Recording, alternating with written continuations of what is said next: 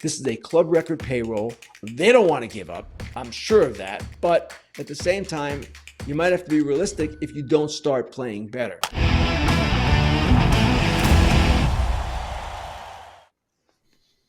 Hello, Ken Rosenthal, FT Senior Insider. Good to see you. We ran a little late with Colton Kazner. He was awesome, though. It was great to have him on. Ken, I want to get right to business with you as the trade deadline gets closer. We're almost in June now. We have passed Memorial Day weekend. So I'd like to pinpoint 5 players to watch at the trade deadline. I'll let you start. If you want to pick one player to start, just one that's on your mind that we should be keeping close tabs on, that could get moved, that contending teams should be watching. Pete Alonso, number one for me. And the Mets are 10 games under 500. They've been a pretty extreme disappointment, in my opinion. They thought they were a playoff team. And maybe they still are. Maybe they get hot and finally start playing to their capabilities. But he's a free agent at the end of the season. And I would expect that if they are out of contention, if they cannot sign him, and they cannot sign him because he's a Scott Boras client who is unlikely to sign an extension, they have to listen. They listened last deadline. I don't know that they were that serious then, but he would be probably, if he's out there, the best slugger available and an intriguing guy, no doubt. Ken, follow up here on Pete.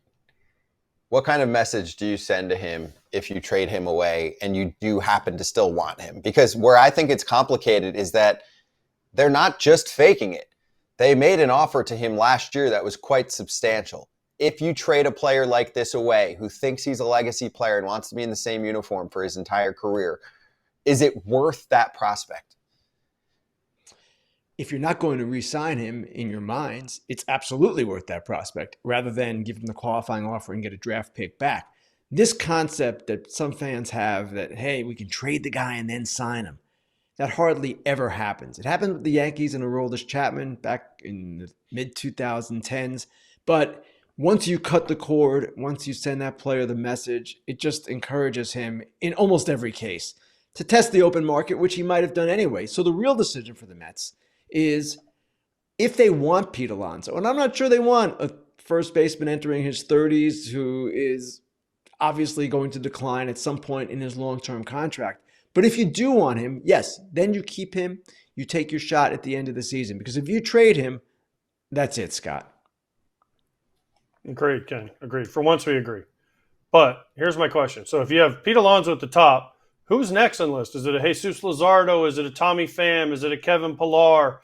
Is it Mason Miller? Who, gosh, listen, the A's got one thing going for him. It's Mason Miller. Trading that, their fans will be like, wait, I thought we were adding. We've had this conversation before. But who would be like the next most likely? And some teams like the White Sox and the Marlins have said, hey, we're trading everybody. So we know those guys. But who's next in line?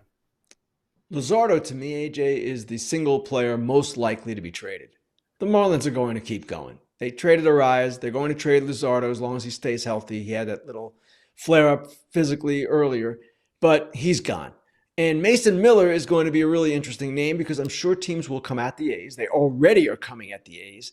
And I'm sure the A's will consider this because he is a reliever. He did miss almost 4 months last year with an elbow problem. And given the volatility at the position, given that Mason Miller is unlikely to be the closer for the Las Vegas A's in 2028 or whenever they get there, I can definitely see them doing it if they get the right return, and I would imagine that they might. So those two guys for sure are going to be talked about. I would expect Tyler O'Neill from the Red Sox, if he gets healthy again and starts playing better again, will be a prominent player discussed. You mentioned Pillar and Pham. They're getting moved. I would expect no question about that. And the other guy I had on my list who is going to be someone that is really interesting is Eric Fedde from the White Sox.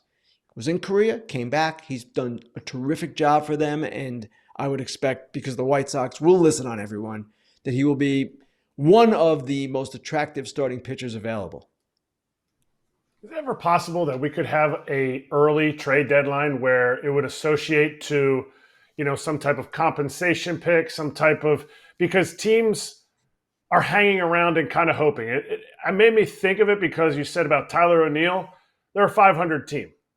And where is that something that they have ever talked about, or is that something that would ever happen because then these teams with the expanded playoffs are now getting players for a longer period of time, and it might encourage people to make more moves.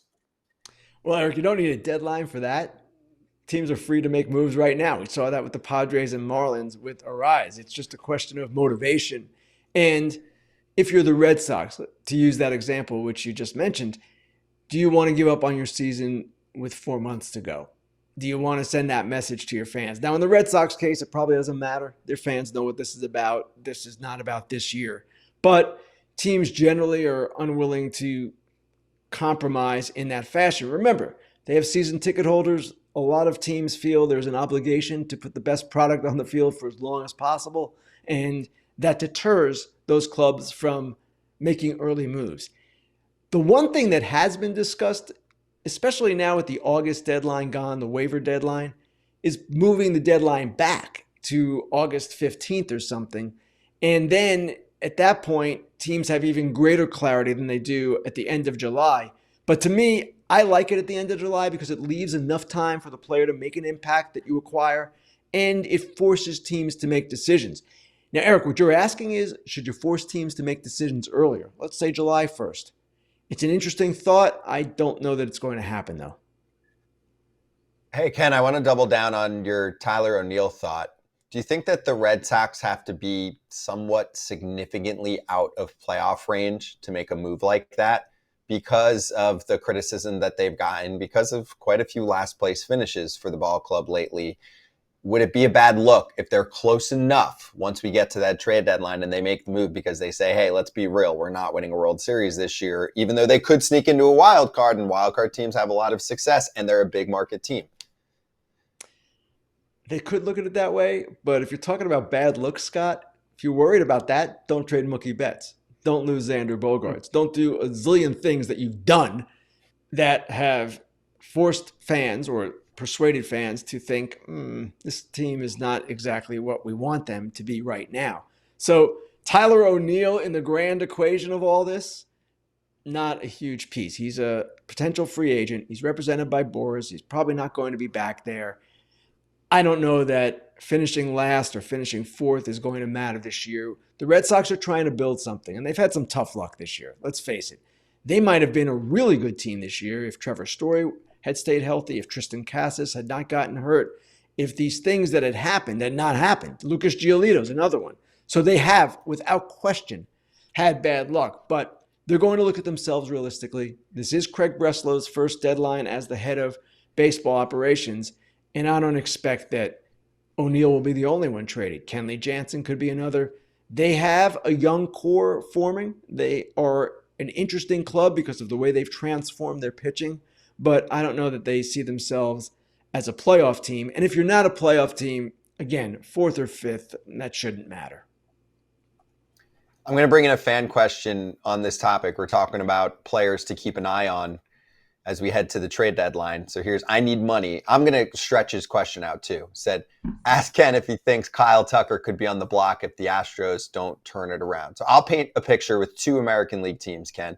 You've got Tucker, you've got Bregman, who's actually hitting free agency after this season. Tucker's still got a year after this. And then the other two names you're going to hear a ton, especially if the team doesn't play well, is Bo Bichette and Vlad Guerrero Jr.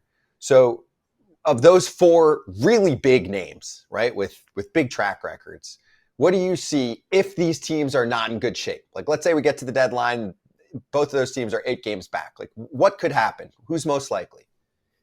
I was looking down because I was looking at the standings, trying to determine where the Astros were. I believe they're 6.5 out in the wild card race right now. And in the division, they might be around the same. I don't have the standings in front of me, but they have played better. And they are not going to give up easily, if at all. Under Jim Crane, that is not how he rolls, and I can't really even imagine them going in that direction. Kyle Tucker might be the MVP of the American League, so he's not going anywhere, I wouldn't expect. Bregman, yes, free agent at the end of the year, unlikely to be back, but the way I see it, they're going to view themselves as contenders. They're not going to see themselves, even on July 31st, if they're 6.5 out, as hopeless. They're going to go for it. Now, the Blue Jays are a much more interesting question. And the question really there is, if they don't get it together, how far do they go as far as deconstructing? And you can certainly trade your potential free agents, Kikuchi, Kiermaier, there are a couple of others. But Bichette and Guerrero are the big ones. And they are guys under control for next year as well. You haven't signed them. You might not want to sign them, for that matter. So they're going to face some really hard questions. And their front office, their two leaders, Mark Shapiro and Ross Atkins, are approaching the ends of contracts. This is a club record payroll. They don't want to give up. I'm sure of that. But at the same time, you might have to be realistic if you don't start playing better. So to answer your question, who is the most likely of those guys to get traded? I would say Bichette, but it's really a guess at this point. I don't believe the Astros will trade those players, Tucker and Bregman. It's just not the way they roll. Hey everybody, be sure to like and subscribe for more content. We're back here every weekday, all year long, so do not miss an episode. The videos are coming in all day. Here's another video you might enjoy. Baseball the way it should be covered.